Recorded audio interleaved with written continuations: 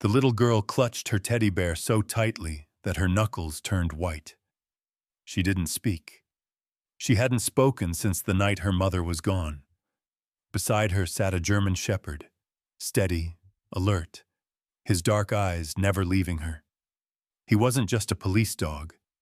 He was her protector, her only friend left in the world. The judge watched them both from the bench, unaware that this quiet morning would soon turn into something history would never forget. Because hidden inside that teddy bear was a secret, small enough to fit in a child's hands, but dangerous enough to destroy lives. When the truth finally came out, it wasn't because of a confession or a witness.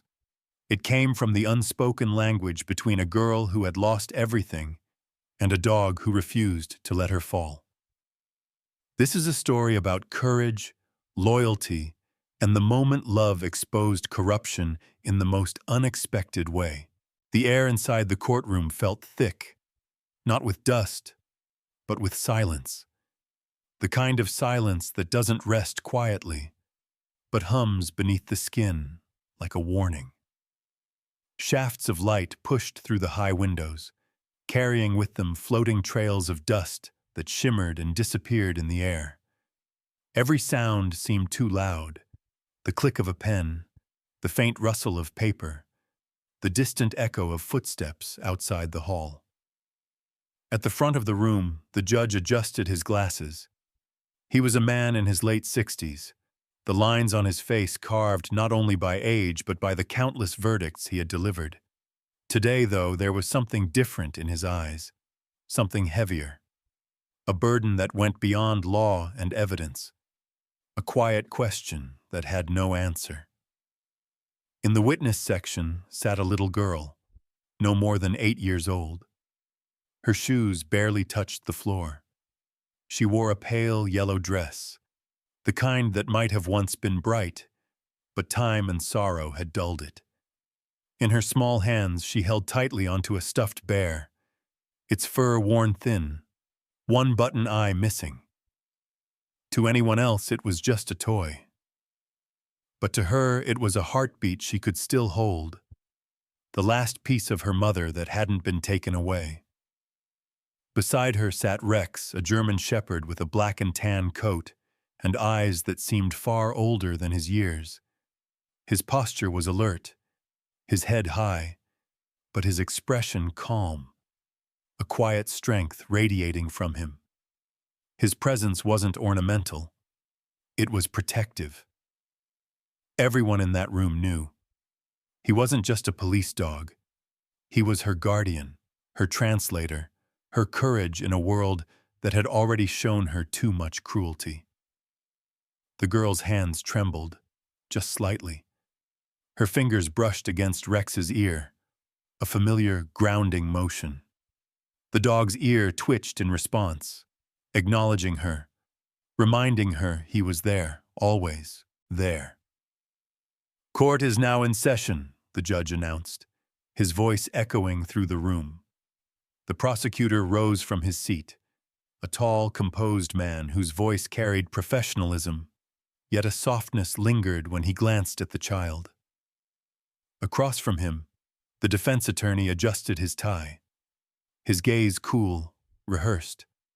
And there, at the center of the storm, sat the defendant, a well-dressed man in his 40s, his hair slicked back, his expression carved from stone. His name had power in this town. His reputation, once of generosity and leadership, now hung like a stain. The charge was child abuse, though no one dared speak the full weight of it aloud. Every reporter in the back held their breath for a headline. Every officer tensed for a moment that might erupt. But at the heart of it all was her, the little girl. The prosecutor stepped forward gently. "Miss, do you remember what happened that night?" Her eyes flickered toward him, then to the man across the room, the man who once smiled at her mother, the same smile that now made her stomach twist. She didn't speak, Her lips parted, but no sound came. Rex leaned closer, his fur brushing against her knee, anchoring her to the moment. The judge watched quietly. He had seen hundreds of witnesses, but never a child like this, fragile and unbroken all at once. The silence stretched.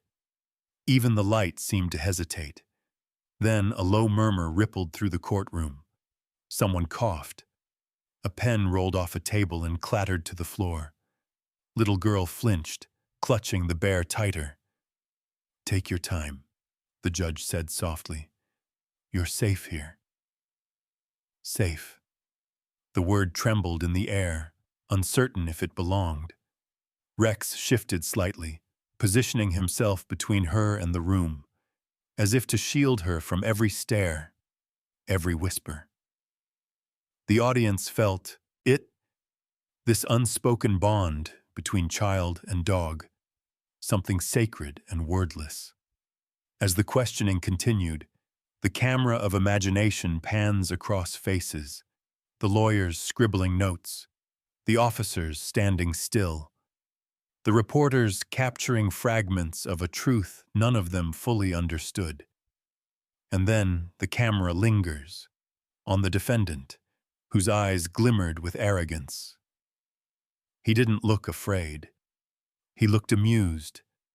That single expression sent a chill across the room. The judge noticed it too. For a brief second, his composure cracked.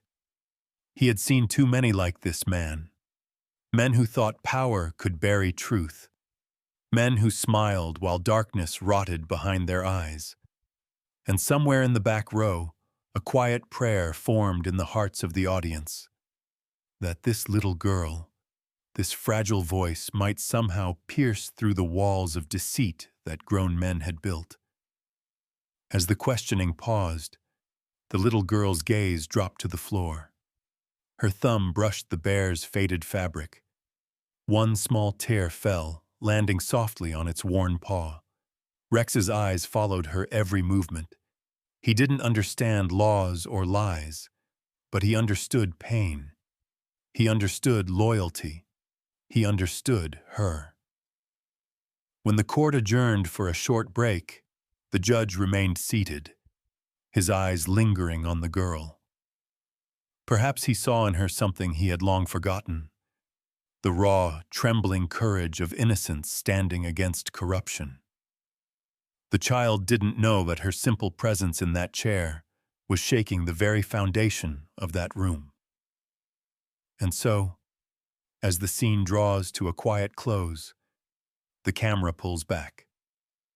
The judge looks down at his papers, but his hands hesitate.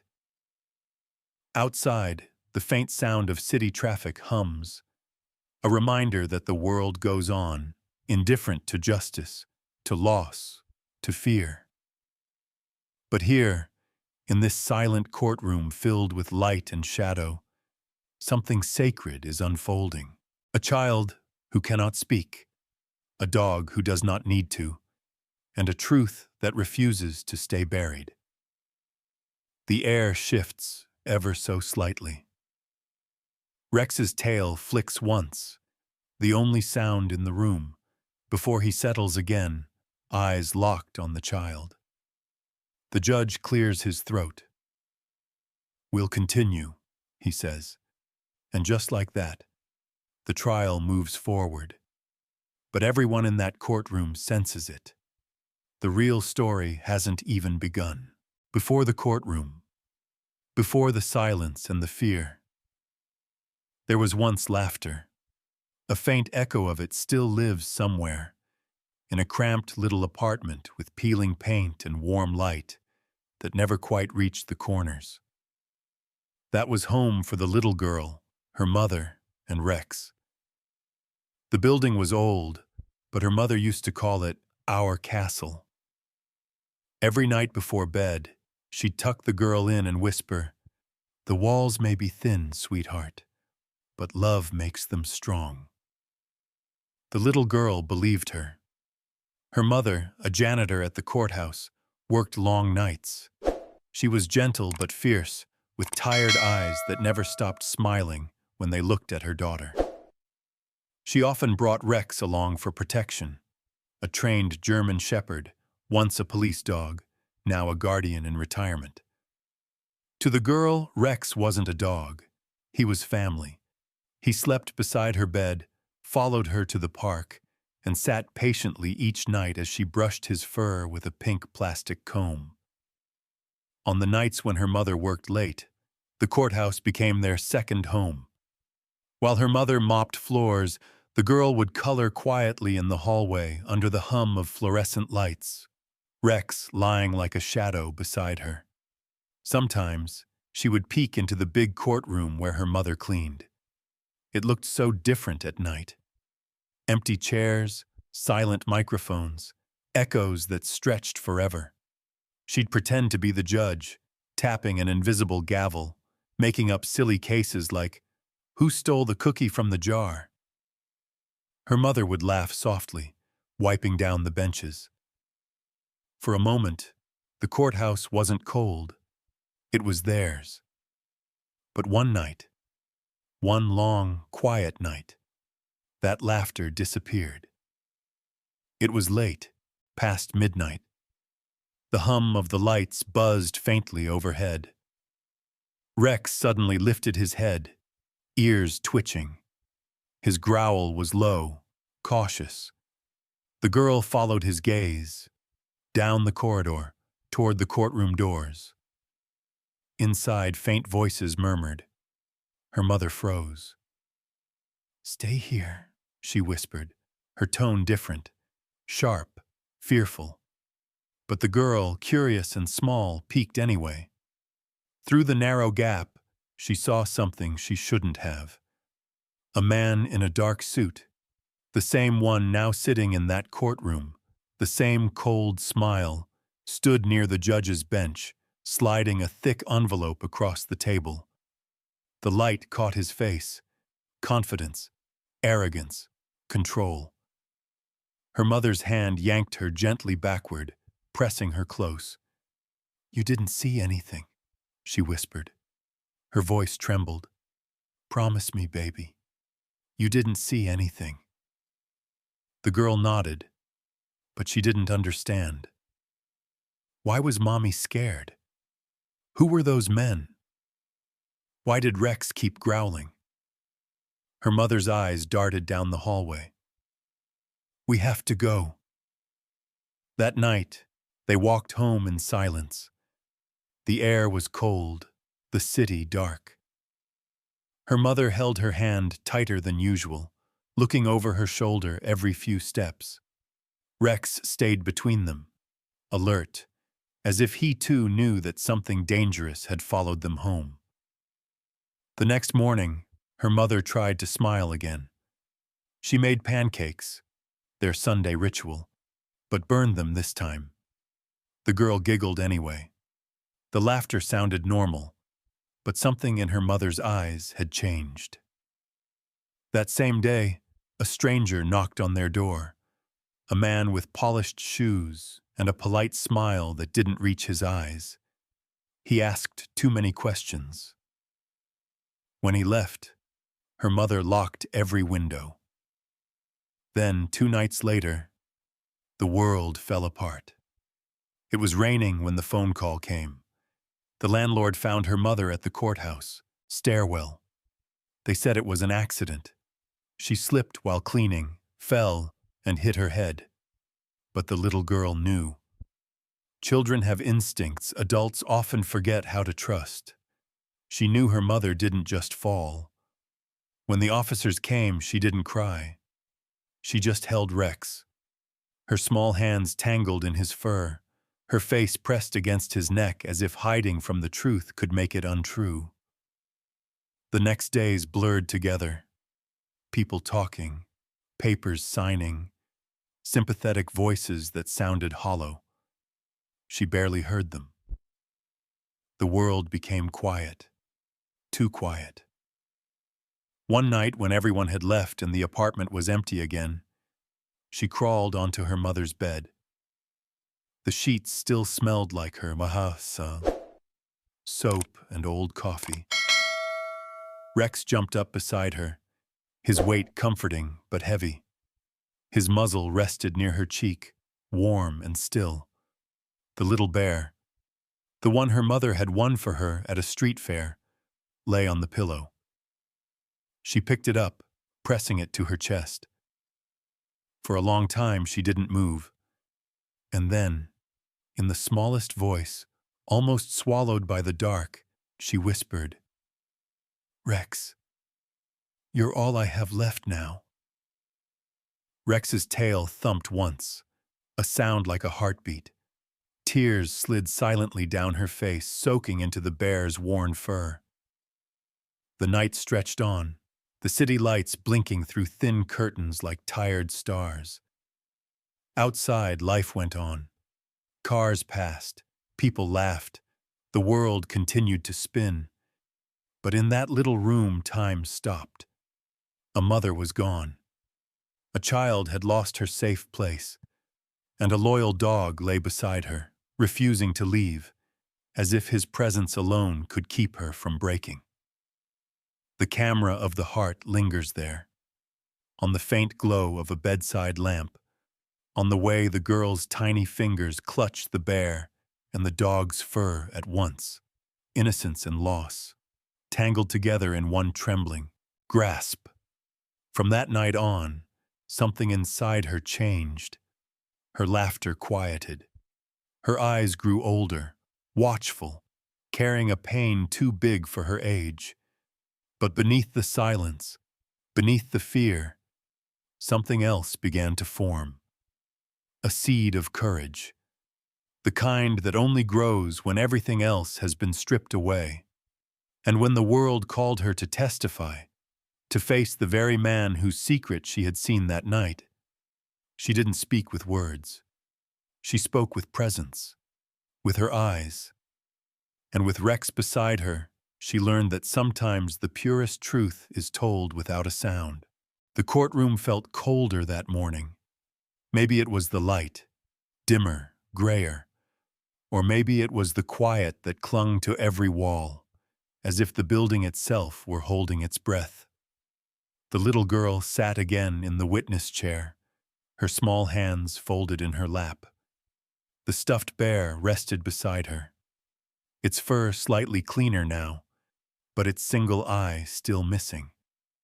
A quiet reminder that broken things can still be loved.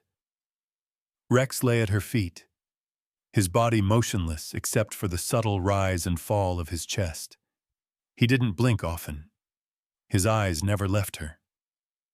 The judge cleared his throat softly, eyes heavy with patience and worry. "Are we ready to continue?" he asked.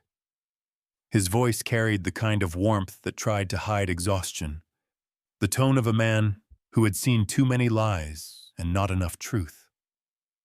The prosecutor rose from his seat. His expression was gentle, his movements careful, as though any sudden gesture might shatter the fragile calm in the room. "Miss," he began softly, "I know this is hard, but we just need you to tell us what you remember. You're safe here." The words, "you're safe," echoed in her mind, faint and unsteady, like a promise she wanted to believe. The girl's lips trembled. She looked down at her hands, tracing the stitches on the bear's paw. Then, slowly, she lifted her eyes and froze.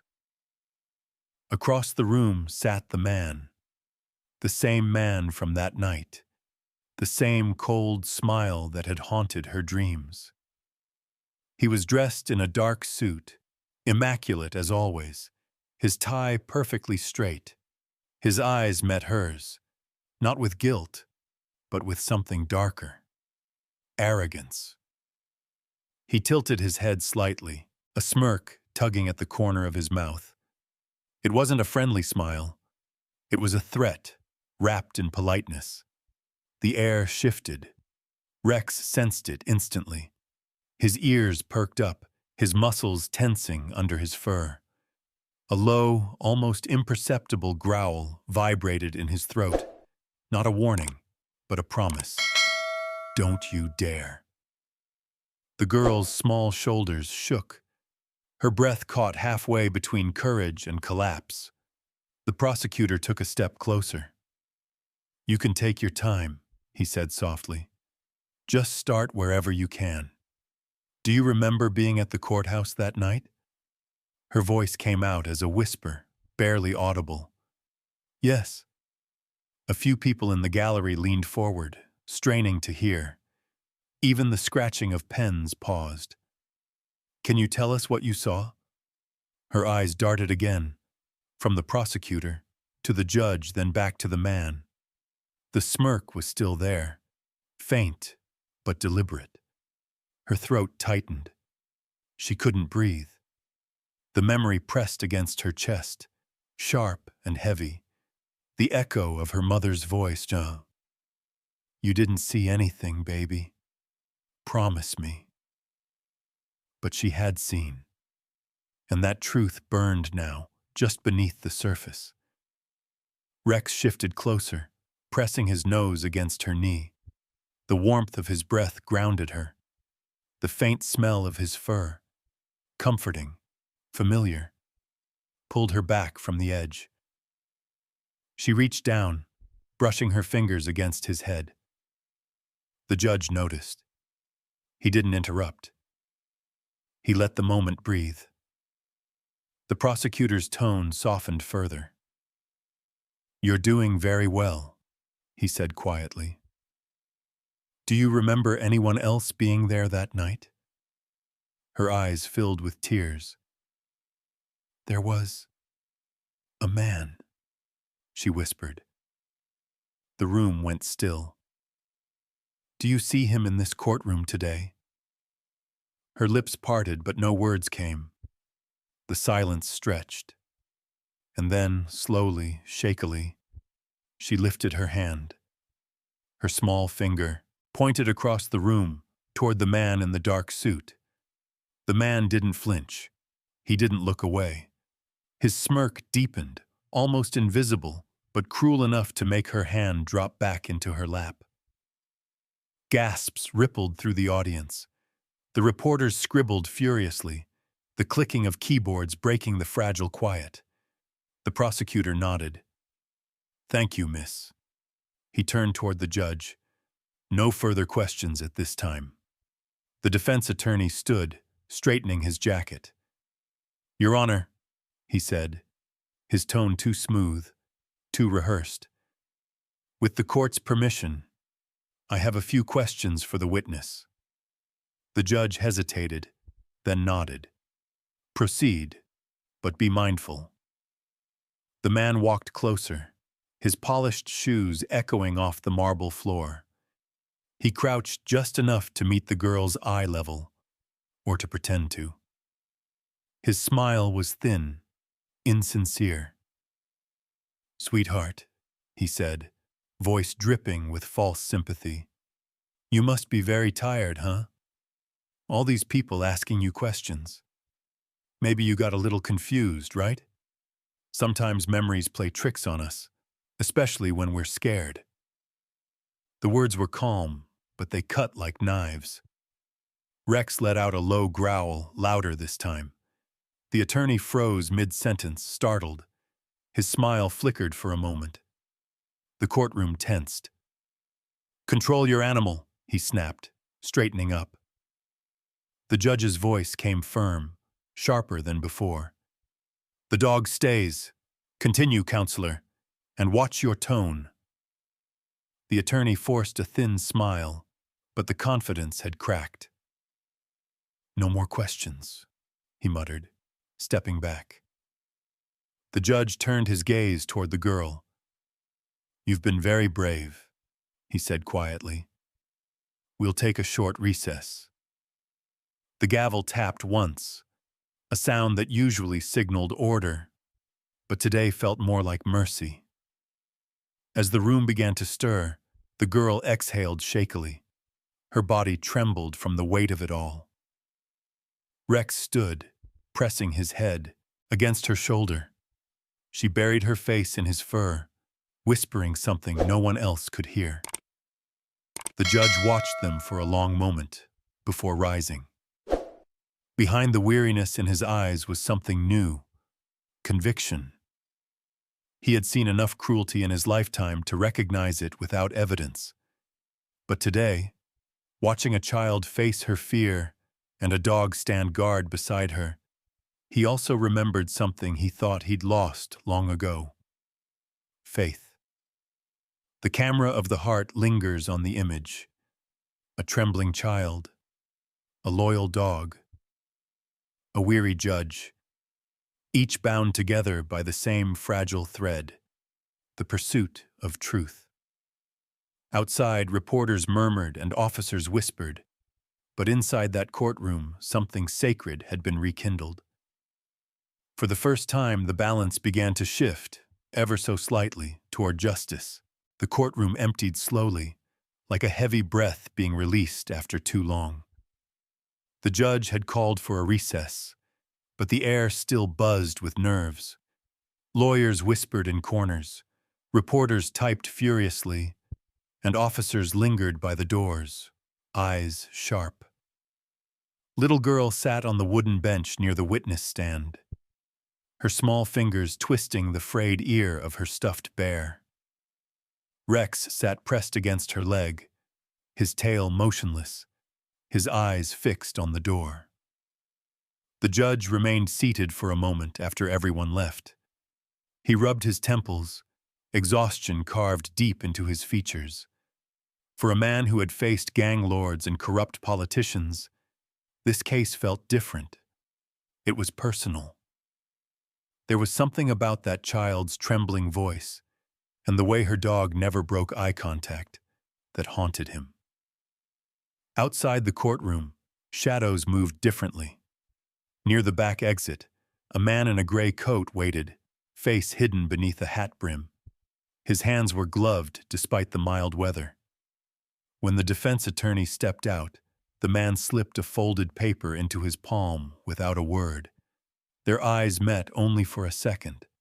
The attorney's jaw tightened. He glanced around. No one had seen. He unfolded the note. Inside, only a few words were written in neat block letters. The judge is being watched. Keep him quiet. The paper trembled in his hand. He crumpled it quickly, shoving it deep into his pocket. His eyes flicked toward the judge's chamber doors, then to the hallway cameras above. The lenses blinked red. He didn't know if that made him feel safer or more trapped. Down the hall, the janitor, a quiet older man who had worked in the courthouse for decades, noticed something strange. A stranger lingering near the exit, pretending to scroll on his phone. The janitor recognized most faces in this building, but not this one. He leaned on his mop, watching carefully. The man's eyes weren't on the phone. They were on the courtroom doors. And he wasn't alone. A second figure stood further down the corridor, pretending to fix a tie. But his reflection in the window revealed an earpiece. The janitor frowned, stepping closer. "Can I help you, sir?" The first man looked up, startled, then forced a smile. "Just waiting for someone." The janitor nodded slowly, pretending to buy it. But as he turned away, he pulled out his old flip phone and quietly texted one word to security: "Suspicious." Inside the main hall, the little girl swung her legs nervously under the bench. She could feel something wrong, a tension that crept beneath her skin like cold water. People spoke in lower tones now. Even the walls seemed to listen. The prosecutor walked by, giving her a small nod of reassurance, but his eyes carried worry. The judge had stepped out briefly. Rex shifted uneasily, his nose twitching toward the corridor. Then she heard it. Two men talking near the hallway. Voices low, sharp, the kind of whispers adults think children can't hear. She leaned slightly forward. her small hand clutching the bear tighter. "Is it in place?" one voice murmured. "Yeah," the other replied. "Inside the toy. The feed's working. No one suspects a thing." Her breath caught. The toy? She looked down at the bear. Her mother's bear. The same one she held every day, every night. Her stomach turned cold. Rex's ears shot up, his gaze snapping toward the direction of the voices. A soft growl rolled through his chest. The men continued, unaware they were being overheard.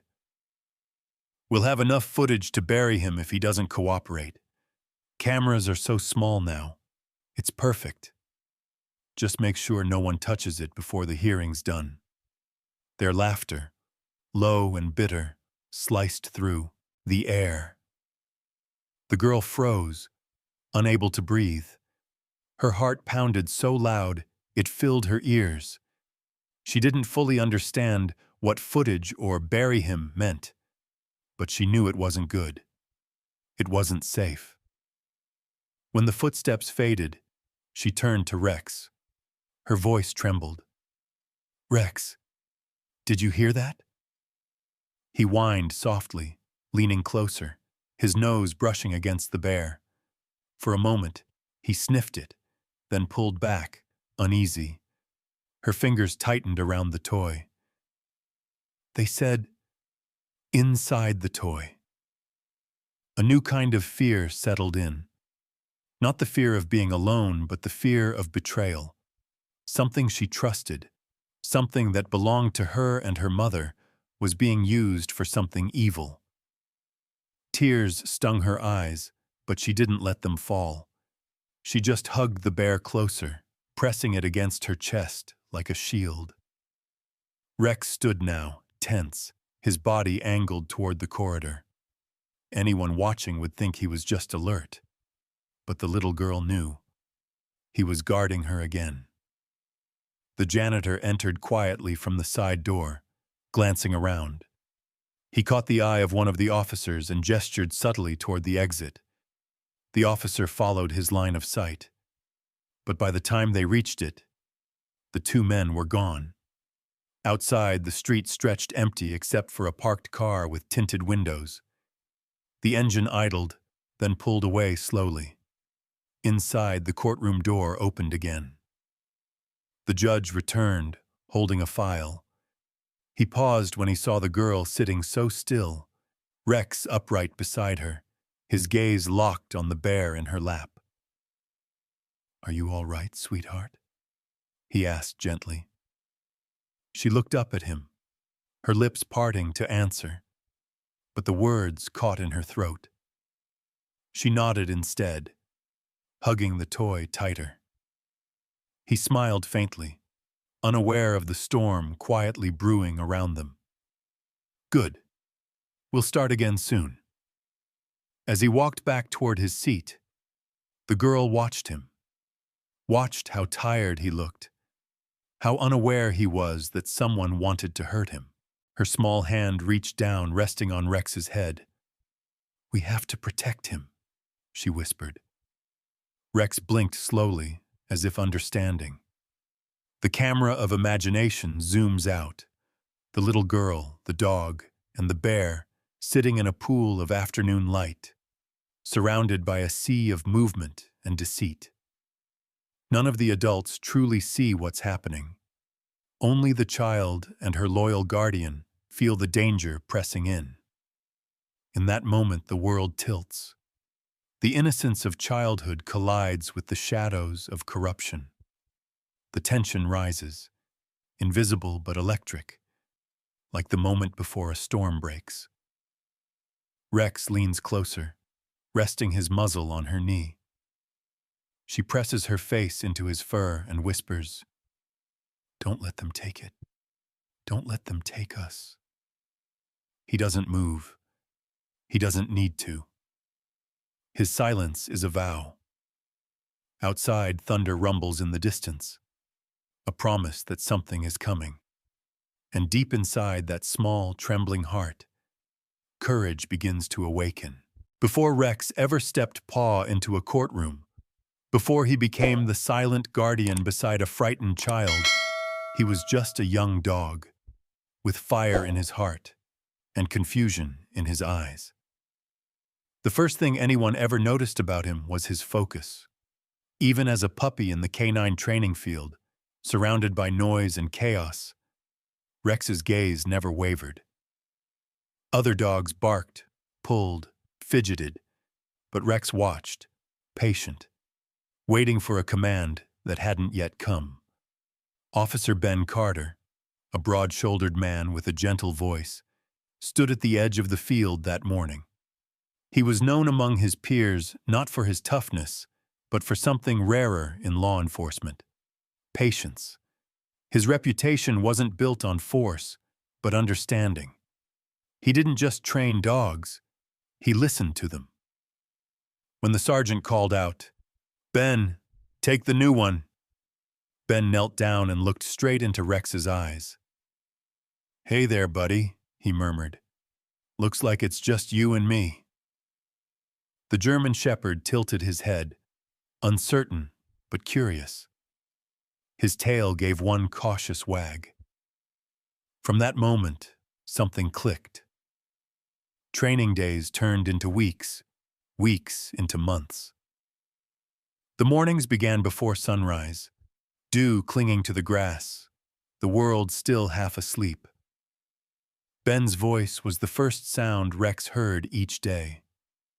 "Let's work, partner." Together, they learned the rhythm of trust.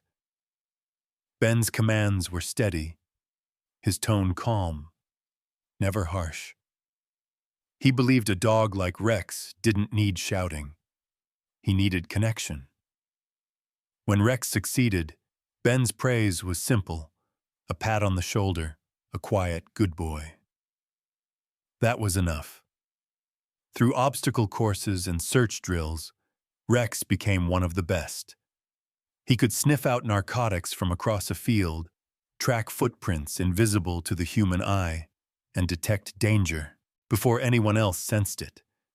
But what set him apart wasn't skill, it was heart. During one exercise, a gun fired unexpectedly, startling a group of trainees. Many dogs bolted. Rex froze, eyes darting to Ben. For a heartbeat, he trembled. Then, when Ben didn't move, Rex didn't either. "You're okay," Ben whispered, voice low and steady. Rex took a breath, or something close to it, and then stood tall again, alert, unshaken. The trainers said later, "That dog doesn't just follow commands, he follows souls."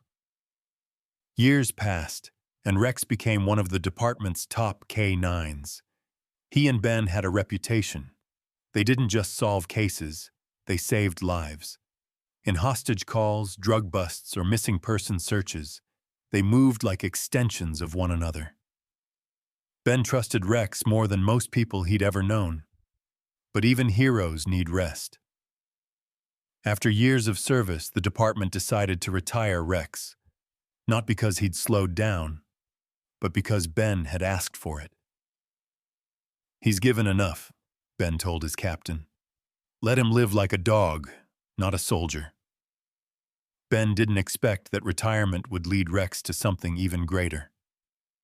A few months later, Ben was invited to a community outreach day at the courthouse, an event meant to help children understand the role of law enforcement and therapy animals. The hall was filled with balloons, crayons, and shy smiles. That's where she appeared, a small girl, quiet, standing apart from the crowd. Ben noticed her right away. She wasn't laughing like the other kids. Her eyes were distant, careful. When the adults spoke, she didn't answer. She only watched. But when Rex walked in, her expression changed. She didn't run to him. She didn't squeal or reach for his fur. She just stood very still, staring, as if recognizing something familiar in him. Ben smiled gently. "You want to say hi?" he asked. The girl hesitated. Then, step by slow step, she approached. Rex stayed perfectly still, lowering his head slightly. He seemed to know instinctively how fragile this moment was. When her small hand finally touched his fur, something in her softened. Her shoulders dropped. Her breath steadied. For the first time that day, she smiled, small, hesitant, but real. Ben knelt beside them.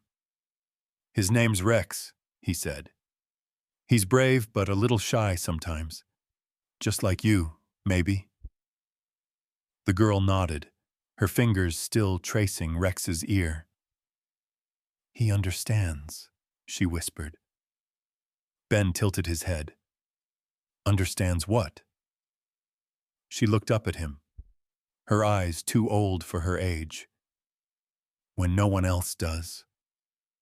The words hit him harder than any gunshot ever could. He didn't know her story then, didn't know the loss she carried, or the secrets that would soon unravel in that very courthouse. But he knew that connection, that rare, invisible thread, had just formed. From that day on, Rex always reacted differently when he saw her. He'd pull gently on his leash, tail wagging, eyes fixed on her. Protective, devoted, as if claiming her as his own. And for the little girl, Rex became more than a comfort. He became a bridge between the world that had hurt her and the small piece of it that still felt safe. Sometimes, after events ended and the hall emptied, she'd sit beside Rex, talking softly about things she never told anyone else. How she missed her mother's laugh, how the nights felt longer now, how she hated the silence that followed bad dreams. Rex never interrupted, never looked away. He just listened. In those quiet moments, surrounded by the distant echo of courtroom halls, something miraculous happened. The pain didn't vanish, but it changed shape. It became bearable, because she no longer carried it alone. Ben would sometimes watch from a distance, heart full. He'd whisper to himself, "That dog, he was meant for more than police work." And maybe he was right. Because loyalty doesn't end with a badge. Sometimes it finds new purpose in the arms of a child who needs to believe that goodness still exists. As the flashback fades, the light in the memory softens. The girl's laughter, faint and fragile, lingers in the air. Rex's eyes reflect it, like mirrors holding on to sunlight long after the day ends. Back in the present, in that cold courtroom where fear now lives, those echoes still remain. In every gentle glance, every silent act of courage between them. Rex wasn't just trained to protect lives. He was born to protect hearts. The night before the final hearing fell softly over the city. It was one of those nights when even the wind seemed cautious, whispering against window panes, rattling faintly through half-closed blinds, then fading again into silence. In a small guest room of Officer Ben's house, the little girl lay curled under a pale blue blanket. The walls were gentle shades of cream, decorated with pictures she had drawn over the past few months. Clumsy hearts, stick figures, and in every single one of them, a German shepherd with kind eyes. That same dog now lay stretched across the floor beside her bed. Rex, his head resting on his paws, his breathing slow and steady. His fur shimmered faintly under the bedside lamp, each rise and fall of his chest echoing calm. He looked peaceful, but his eyes remained half open, watchful, protective, waiting. The girl couldn't sleep. She turned slightly, her small hand dangling over the edge of the bed until her fingertips brushed his ear. You're still awake, she whispered, her voice barely louder than the ticking clock on the dresser. Rex's tail moved once, a soft thump against the carpet. She smiled faintly, though her eyes glistened. I can't sleep either. Her gaze drifted to the stuffed bear lying beside her pillow. She had washed it earlier that evening, brushing its matted fur gently, as if it were something living.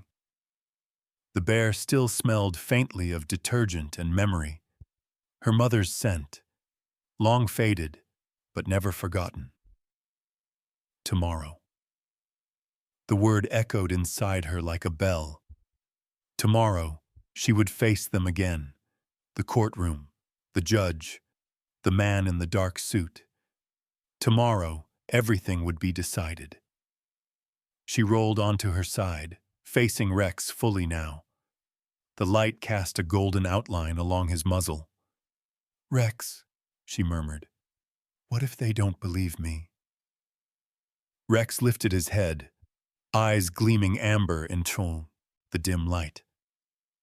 He tilted it slightly, that familiar motion that always made her feel as though he understood every word. She exhaled shakily. I know you can't talk, but I know you listen. Her voice trembled. Mom used to say that when you love someone, you don't have to use words. They just know. Her throat tightened. Tomorrow, if something bad happens, she swallowed hard. You'll know, right? Rex stood quietly, padding closer until his head rested on the edge of her bed. She felt his warm breath against her arm, the weight of his gaze on her face. I'll be brave, she whispered, like you. He blinked slowly, once, twice, as if promising. Outside, a car passed, its headlights flashing briefly through the curtains. The sound of tires on wet pavement faded into distance. The house fell silent again. In that silence, something sacred lingered, the fragile peace before dawn, the quiet understanding between two souls who didn't need language to speak. The little girl's eyes finally grew heavy. Her hand slipped from the bed, fingers brushing Rex's fur one last time before sleep took her. Rex stayed awake long after she drifted off. His ears twitched at every distant sound, the creak of floorboards, the hum of a refrigerator, the faint whistle of wind. Somewhere deep inside his instincts, a pulse of unease stirred. Something was wrong out there, the kind of wrong that animals can feel long before humans can see it. He rose slowly, padding to the window. The moonlight painted his silhouette silver. From this room, the courthouse stood far away, a shadow on the horizon. But even from here, he could sense tomorrow's danger, the way storms sense lightning before it strikes. Miles away, in another part of the city, a very different kind of night was unfolding.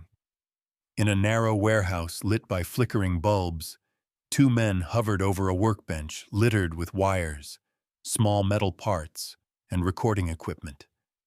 One of them, the same man who had delivered the note to the defense attorney, adjusted a miniature camera lens between tweezers. It was no larger than a coin. Make sure it's ready before sunrise, he muttered. The second man nodded, assembling the pieces with careful precision.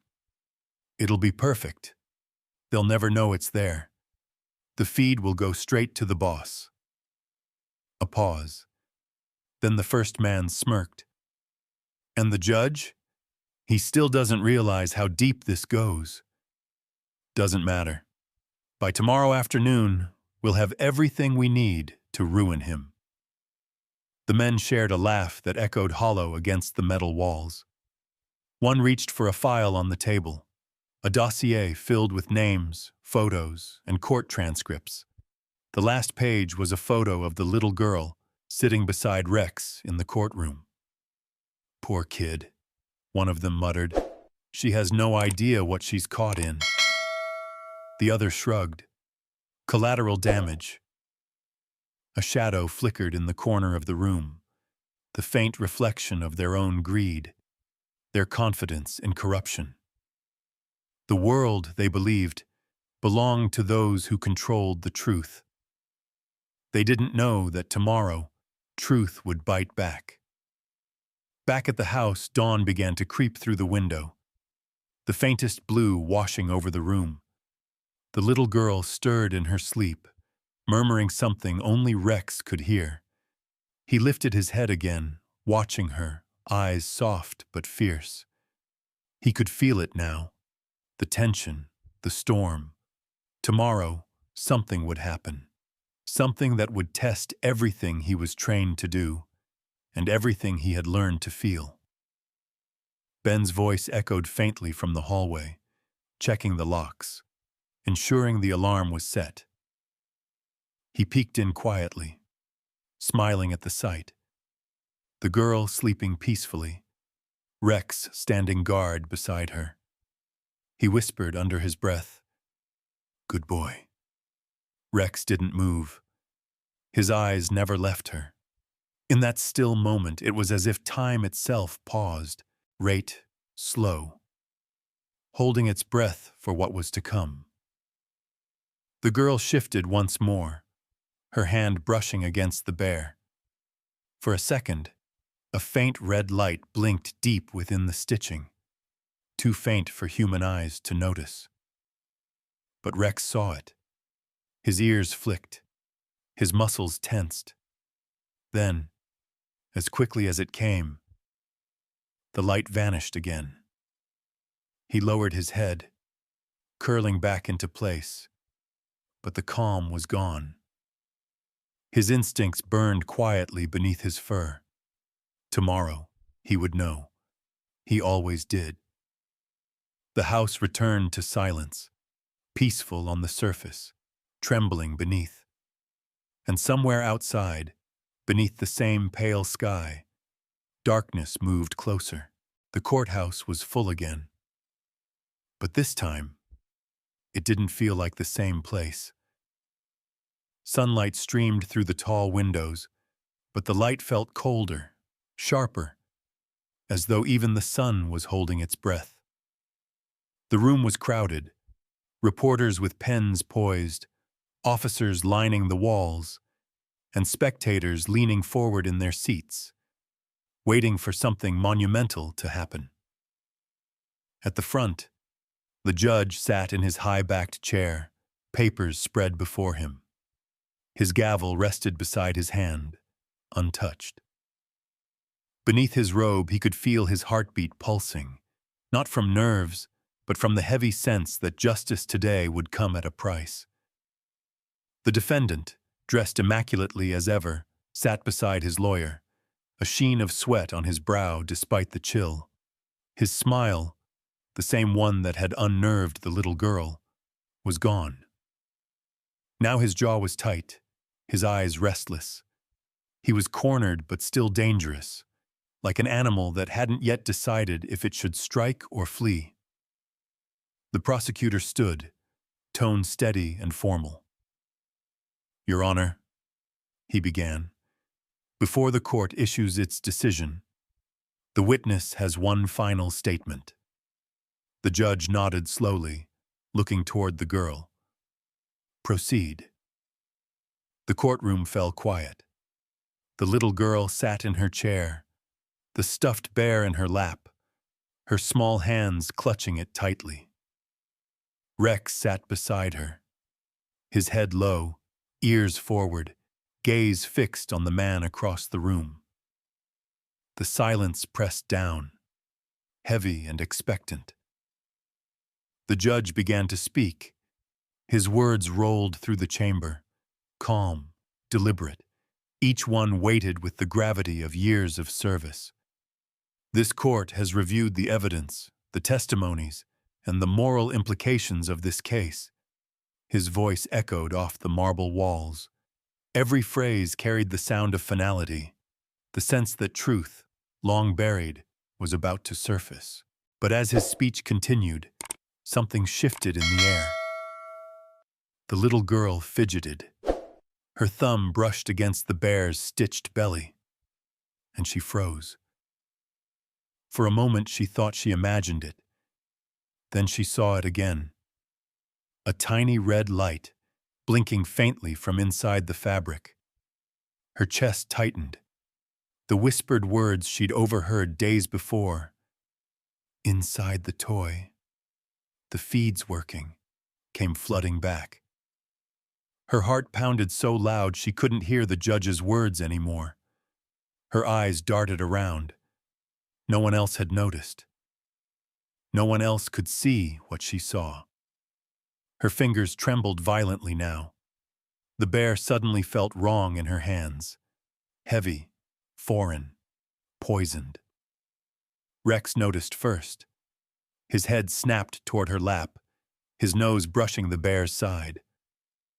A low growl began deep in his throat. The judge paused, glancing up. Is something wrong? The girl's lips parted, but no sound came out. Her eyes were wide, shimmering with fear and resolve. She looked at the bear, then at the judge, and before anyone could stop her, she stood up. Gasps rippled through the courtroom. The prosecutor turned, startled. The defense attorney frowned, rising halfway from his chair. The girl lifted the bear high, her voice breaking as she shouted. Not words, just a cry that cut through the room like glass, and threw it toward the judge's bench. For a split second, time seemed to stop. The bear arced through the air, slow and weightless in the bright light. Every pair of eyes followed it. Confusion, alarm, disbelief. Then, before anyone could react further, Rex moved, a blur of motion, muscle, instinct, purpose. He lunged forward, paws hitting the marble with a thunderous echo, the sound of claws skidding, a low bark that cracked through the silence. The courtroom erupted in shouts. "Control the dog!" "What's happening?" But Rex didn't stop. He leapt midair, jaws closing around the bear before it could hit the judge's desk. A single shocking sound followed, the tear of fabric. Stuffing exploded across the floor like white snow. Buttons scattered. And then, clink. A small metal object rolled across the marble tiles, spinning once before settling in the center of the floor. The red light blinked again. The room froze. The prosecutor's face went pale. The judge stared, speechless. The defense attorney's mouth fell open, a single word slipping out before he could stop it. No. An officer stepped forward cautiously, crouching beside the object. He picked it up with gloved hands. A micro camera, no larger than a coin, wired and blinking faintly. Gasps filled the room. The audience erupted into murmurs. "Is that? It was in the toy! Oh my God, they were recording!" The officer looked toward the little girl. "Who told you to throw it?" She shook her head, tears spilling over. "No one," she whispered. "It was blinking. I remembered what they said." Her voice broke. "I didn't want you to get hurt." The judge swallowed hard. For a long moment he couldn't speak. Then, softly, he said, "You may have just saved this courtroom." The words hung there, fragile and powerful. Rex pressed his muzzle into her side, as if understanding. She reached down, her trembling fingers finding his fur again. And in that instant, amidst chaos, gasps, and flashing cameras, a quiet truth settled over everyone present. Justice had not been delivered by law alone. but by love, loyalty, and the courage of a child who refused to stay silent. The judge turned toward the officers. "Seal the room. No one leaves until I say so." The gavel struck again, this time not to restore order, but to claim control. The courtroom that once felt cold now burned with tension and revelation. And as the echo faded, one truth remained crystal clear. The world had just changed, because one little girl decided to trust her instincts, and one dog decided to act without hesitation. For a moment, no one moved. The small camera on the marble floor blinked faintly. One red light, pulsing in the stillness, like the last heartbeat of a lie. Then, chaos. Officers surged forward, boots pounding against the tiles. "Secure the evidence!" someone shouted. "Check the exits!" another barked. Reporters stood, phones raised, flashes igniting like lightning across the room. The defense attorney stumbled backward, his chair toppling with a crash. His face drained of color as he stammered, This isn't what it looks like." The judge slammed his gavel down, his voice thunderous, shaking the walls. "Silence!" But even as he shouted, his hands trembled, his mind reeled. For weeks, he had felt something, an unease, a shadow following every decision he made on this case.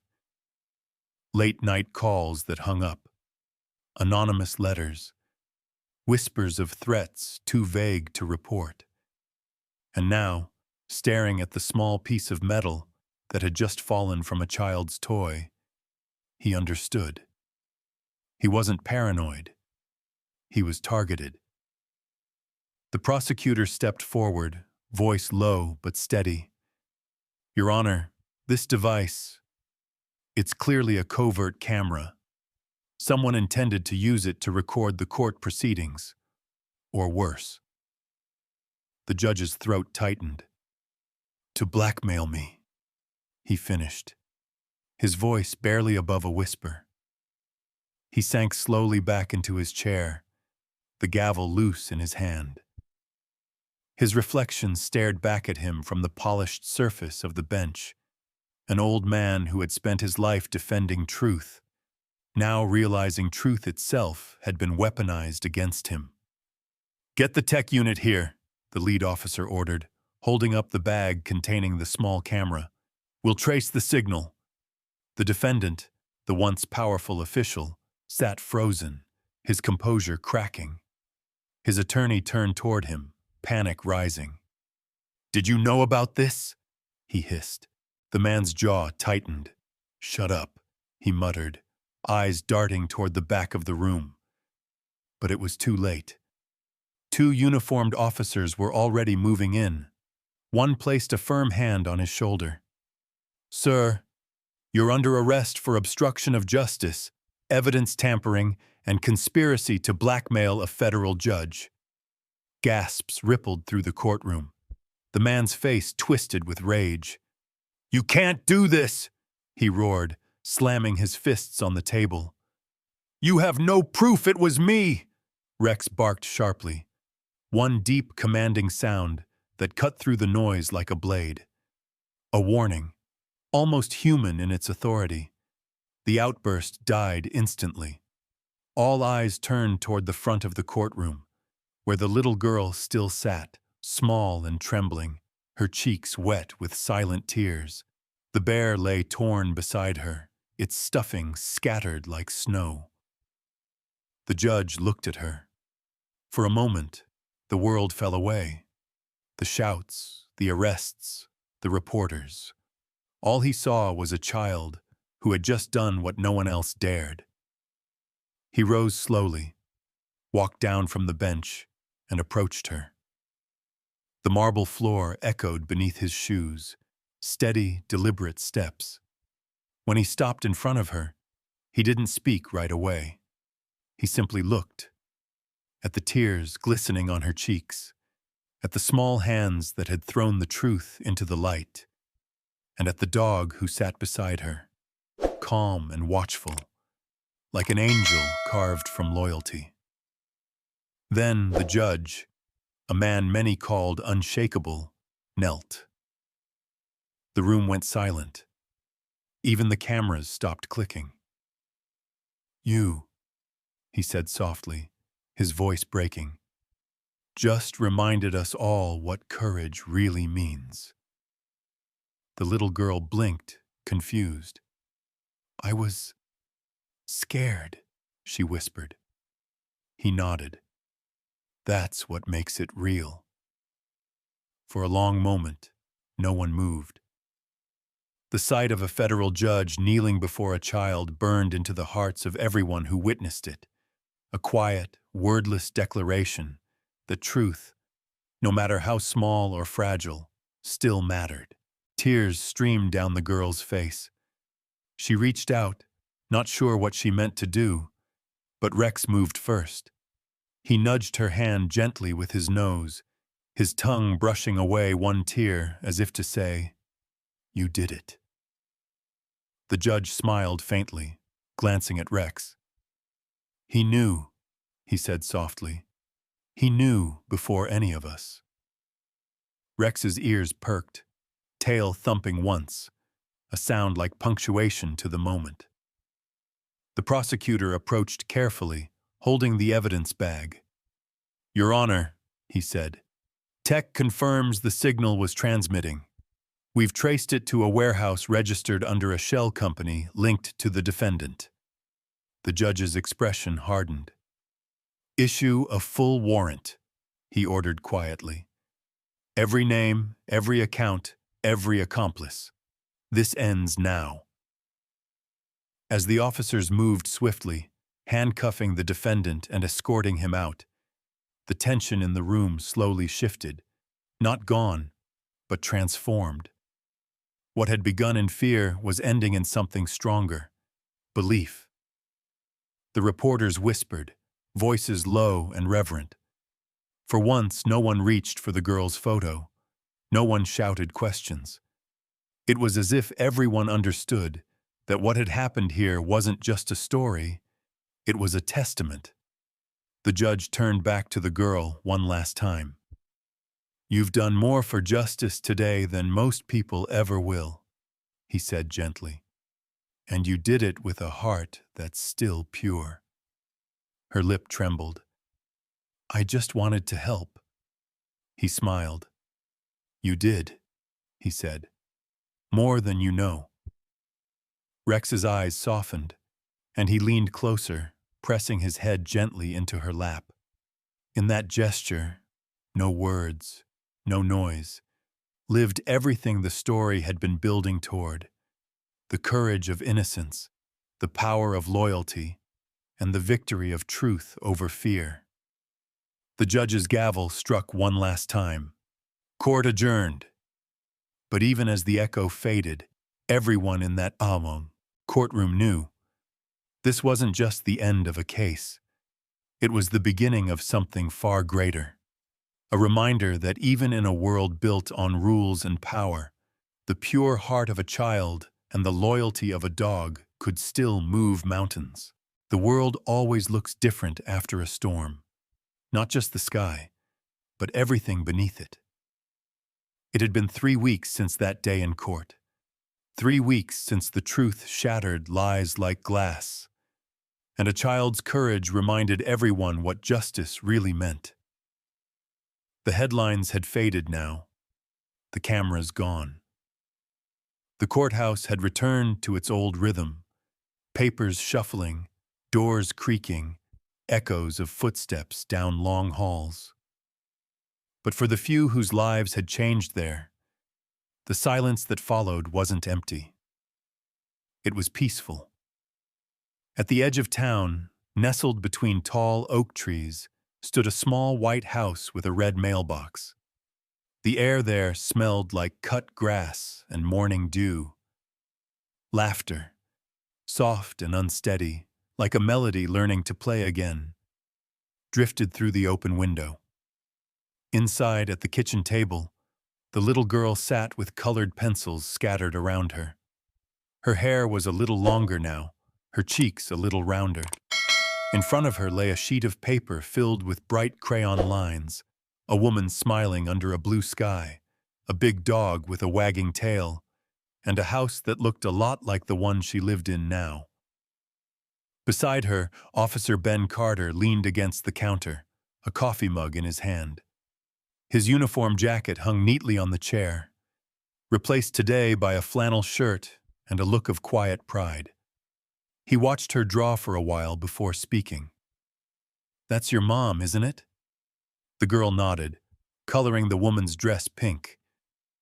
"She liked this color," she said softly. Ben smiled. "She'd be proud of you, you know that?"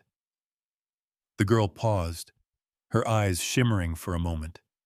Then she nodded again, more firmly this time. Across the room, Rex lay near the window, his muzzle resting on his paws. Sunlight spilled across his fur, glinting off the faint silver around his face. He looked older now. Maybe it was just the calm that came after years of service. His badge sat framed on the wall next to a small photo of him and Ben from their K-9 days. Officially, Rex was retired.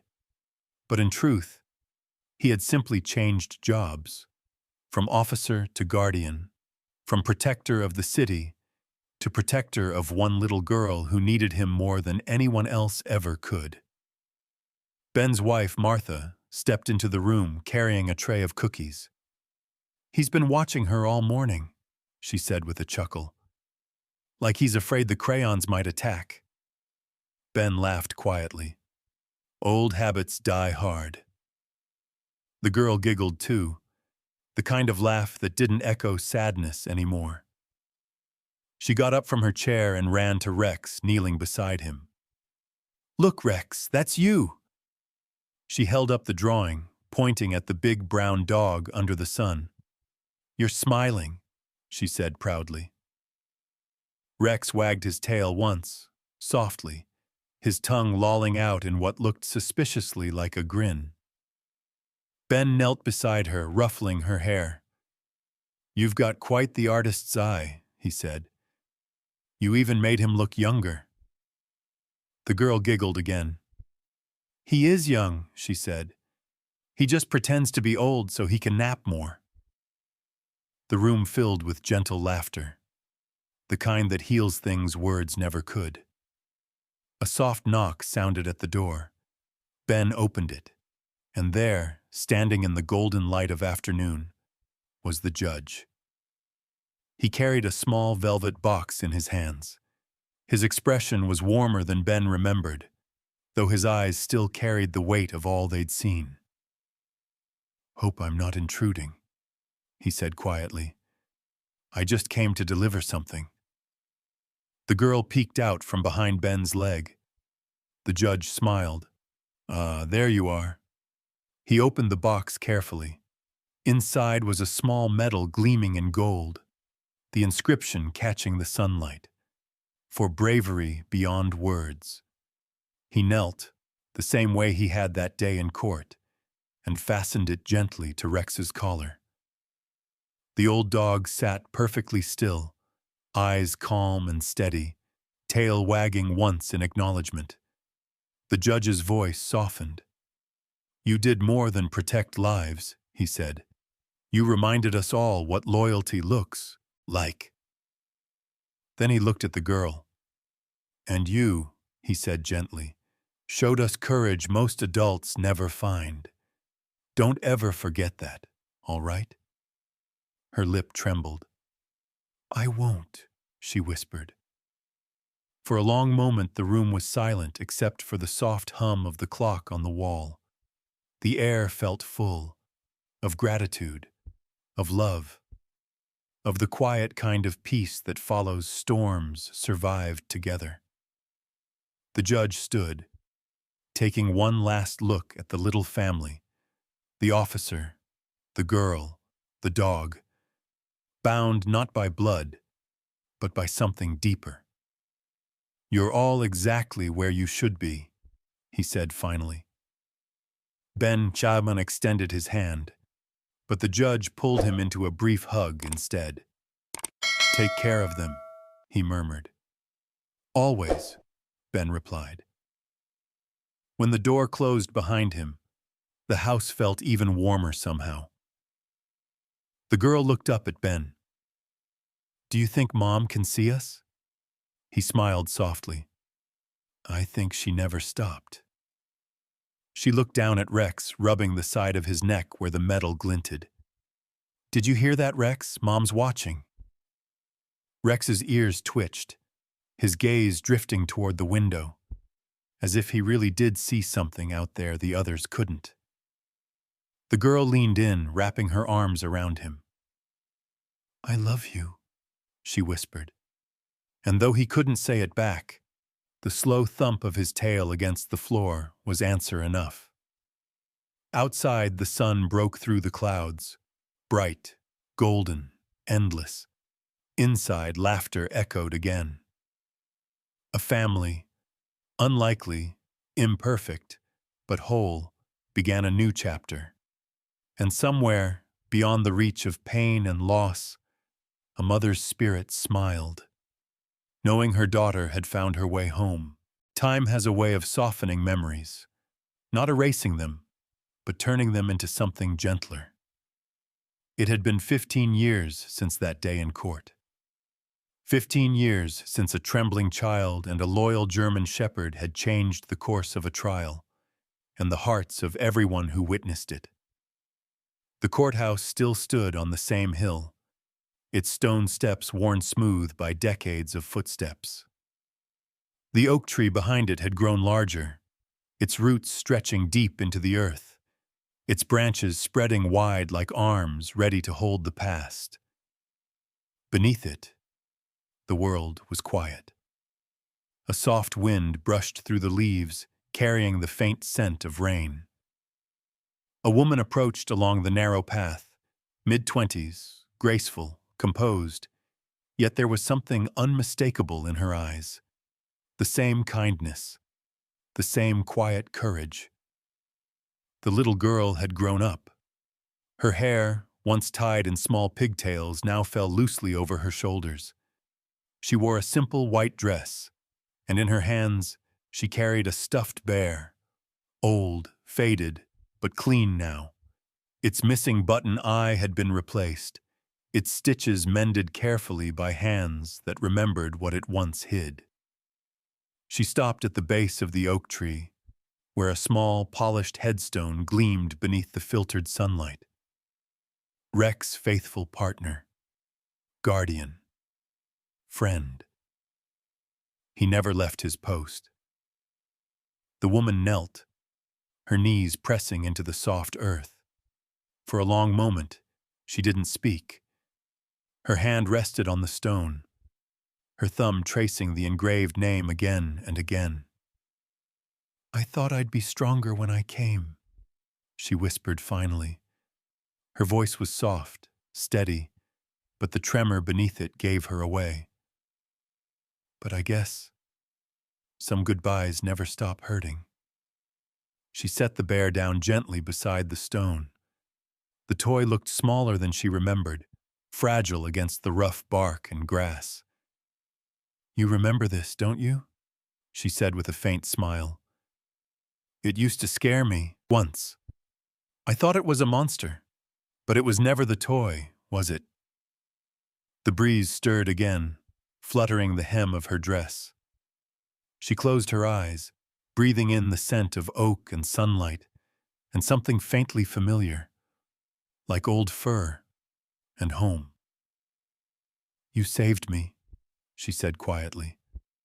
"Not just that day in court, but every day after. You made me brave when I didn't want to be. You made me believe there were still good things in the world." Her words caught for a moment. She pressed a hand against her chest, as if to steady her heartbeat. "Ben and Martha are doing well," she continued. "They still talk about you all the time. Ben says no dog ever filled your place, He doesn't even try. He says some partners only come once in a lifetime. A small laugh escaped her, soft, watery. You'd like that, wouldn't you? Knowing you still run that household. She looked up at the tree branches above, sunlight breaking through in small golden threads. You know, she whispered, the judge retired last year. He came to visit me before he left town. Said he still keeps your medal on his desk. Told me you reminded him what justice really meant. Her voice softened. You changed him, Rex. You changed all of us. The world around her was still, the hum of traffic far away, the distant ring of the courthouse bell marking the hour. But here, under this oak, time had stopped. She reached forward, brushing away a few fallen leaves from the top of the grave. I wish you could see me now, she said, smiling faintly. I work with rescue dogs, the scared ones, the ones nobody wants. I tell them about you sometimes, how you weren't just a police dog or a hero. You were my family. Her voice cracked, and she blinked hard, tears gathering but refusing to fall. You'd like them, she murmured. They remind me of you, brave even when the world wasn't kind. A moment of silence stretched, heavy and beautiful. Then she spoke again, her voice barely above a whisper, the kind of tone one uses for prayers or promises. I kept my promise, Rex. I lived. I learned how to laugh again. But part of me will always miss you. She rested her palm flat against the cool stone. I love you, old boy. The wind shifted once more, sweeping through the leaves, carrying a faint rustle that sounded almost like a sitchao. A single acorn dropped nearby, rolling gently against the bear's paw. A small, wordless sign. The woman closed her eyes, smiling through her tears, and then, faintly, as if the story itself wanted to speak, a voice soft, steady, tender, filled the space around her. He never spoke a word, but he taught me that love can tell the truth louder than any voice. The words lingered like music, blending with the sound of wind and leaves. A single ray of sunlight broke through the clouds, falling directly across the grave. It caught the gold lettering on the stone, making it gleam. The light touched her hair, her shoulders, the bear at her side, wrapping the entire moment in a soft, holy glow. The woman lifted her face toward it, eyes closed, tears glistening like crystal in the sun. For a long moment, she didn't move. Then she smiled. Not the smile of a child, or even of loss, but of gratitude, of peace. The camera of the heart pulls back slowly. A woman beneath a great oak, a stuffed bear resting beside a headstone, sunlight breaking through gray clouds. The world goes quiet, and as the screen fades to gold, a final line appears, a whisper that feels eternal. Because sometimes, the bravest hearts don't speak at all. They simply love. Sometimes, stories like this remind us why dogs are called our best friends. Not because of what they do, but because of how they love. A German Shepherd's loyalty isn't just about protection. It's about presence. They stand beside us through fear, loss, and joy, asking for nothing but our trust in return. If you've ever looked into your dog's eyes and felt that quiet understanding, you already know what words can't say. That bond between human and animal is something sacred. It makes the world softer, kinder, more whole. If you'd like to deepen that connection with your own dog, there's a wonderful resource I've been exploring lately, something that helps strengthen communication and understanding in the most natural, heartfelt way. I'll leave it here for you to take a look when you feel ready. No pressure, no rush. Just a small reminder that love, especially the kind our dogs give us, always deserves a little more time, a little more attention, and a whole lot of heart.